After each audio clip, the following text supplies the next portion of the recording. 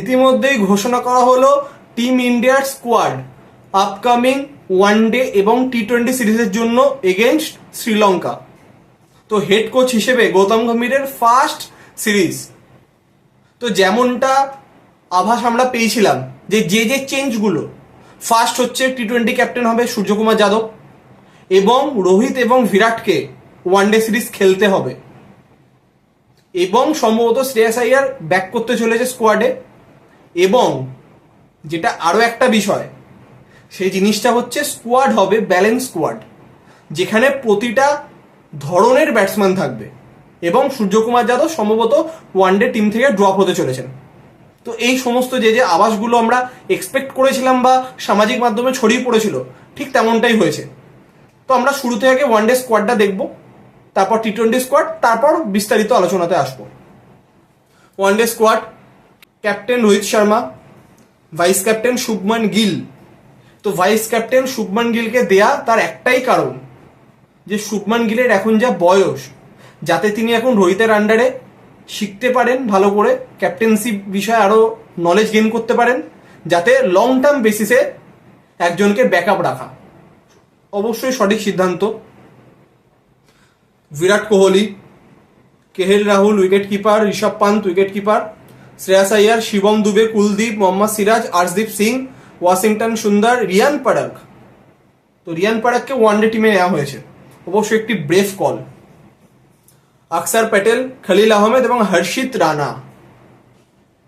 তো হর্ষিত রানা প্রথমবারের জন্য ওয়ানডে টিমে সুযোগ পেল।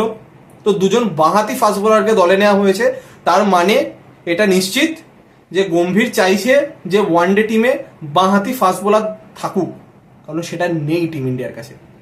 এবং জাদেজার অফ ফর্মের জন্য তাকে স্কোয়াড থেকে বাদ দেওয়া হয়েছে। হার্দিক পান্ডিয়া জানিয়ে দিয়েছিলেন তিনি ওয়ানডে সিরিজ থেকে রেস্ট নেবেন, তো তিনি নেই।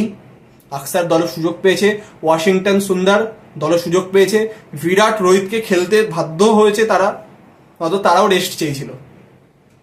কিন্তু গম্ভীরের কাছে এটা মাত্র একটা 3 ম্যাচের সিরিজ না, এটাই কিন্তু প্রিপারেশন শুরু হয়ে যাচ্ছে চ্যাম্পিয়ন্স ট্রফি 2025-এর রেসপেক্টে।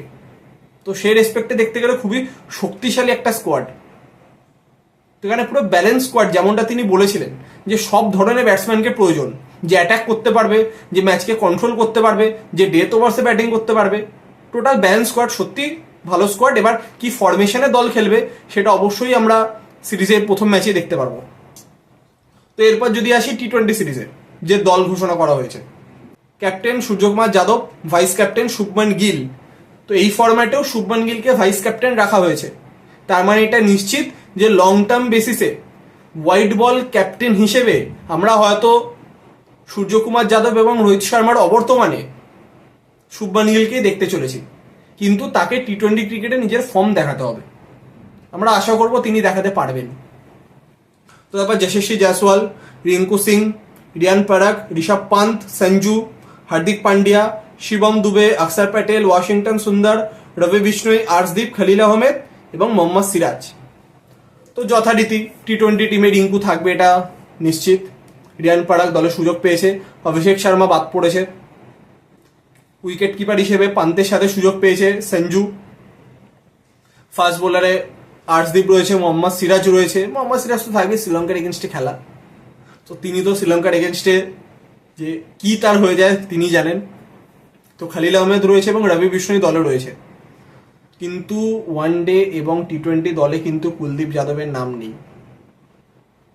তো সেটা কি একটা সিরিজের জন্য না লং টার্ম বেসিসে, কি সেই সিদ্ধান্ত সেটা অবশ্যই আমরা আগামী দিনে জানতে পারবো। কারণ শ্রীলঙ্কাতে খেলা একটা লেগ স্পিনার যাচ্ছে না ওয়ানডে সিরিজে, সেটা অনেকটাই হয়তো কিছুটা অবাক করার মতো, কিন্তু তার পেছনে নিশ্চয়ই কোনো কারণ রয়েছে, সেটা আমরা আগামী দিনে অবশ্যই বিস্তারিতভাবে জানতে পারবো। এবং টি-20-তে রবি বিষ্ণুর সুযোগ পেয়েছে। তো গৌতম গম্ভীর যেমনটা বলে যে রবি বিষ্ণুর যে অনেক পোটেনশিয়াল রয়েছে, তিনি অন্যতম একজন সেরা স্পিন বোলার হতে পারে, হয়তো সেই সুযোগটা তিনি পাবেন এখন গম্ভীরের ক্যাপ্টেন, হয়তো সেই সুযোগটা তিনি এখন পাবেন গম্ভীরের কোচিংয়ে। এবং হর্ষিত রানা ওয়ানডে স্কোয়াডে জায়গা করে নিয়েছে, সত্যি একটি ব্রেভ কল গৌতম গম্ভীরের। এবং তাকে কিভাবে ইউজ করা হয় সেটা অবশ্যই আমরা দেখতে পারবো। ওয়ানডে স্কোয়াডে কিন্তু জায়গা হয়নি রিঙ্কুর। তো ওয়ানডেতে শ্রেয়াস আইয়ার কামব্যাক করেছে, কেএল রাহুল দলে এসছে, পান্ত দলে রয়েছে।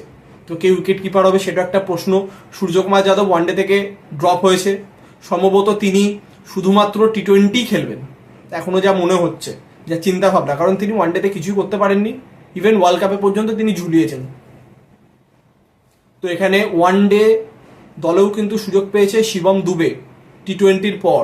তার মানে এটা নিশ্চিত যে টিম ইন্ডিয়া একজন ব্যাকআপ ফাস্ট বোলিং অলরাউন্ডারকে রেডি রাখতে চাইছে। এইটাই একটাই কারণ টি20তেও পান্ডিয়ার সাথে তাকে রাখা হয়েছে এবং ওয়ানডে স্কোয়াডেও তাকে রাখা হয়েছে। অত একটা fast bowling allrounder backup team India চাইছে। হয়তো হতেই পারে আমরা আগামী দিনে হয়তো ভেঙ্কটেশ আয়ারকেও হয়তো দলে দেখতে পেলে আমরা অবাক হব না। এরকম অনেক কিছু চেঞ্জেস হবে, তার কারণ Gautam Gambhir first time coaching করাচ্ছেন, তো তিনি নিজের মতো করে দলটাকে গুছিয়ে নেবেন। কারণ 2025 চ্যাম্পিয়ন্স ট্রফির আগে যতটা মনে হয় যে ওয়ানডে দলে অতটা কিছু এক্সপেরিমেন্ট করা হবে না, কারণ অতটা টাইম নেই।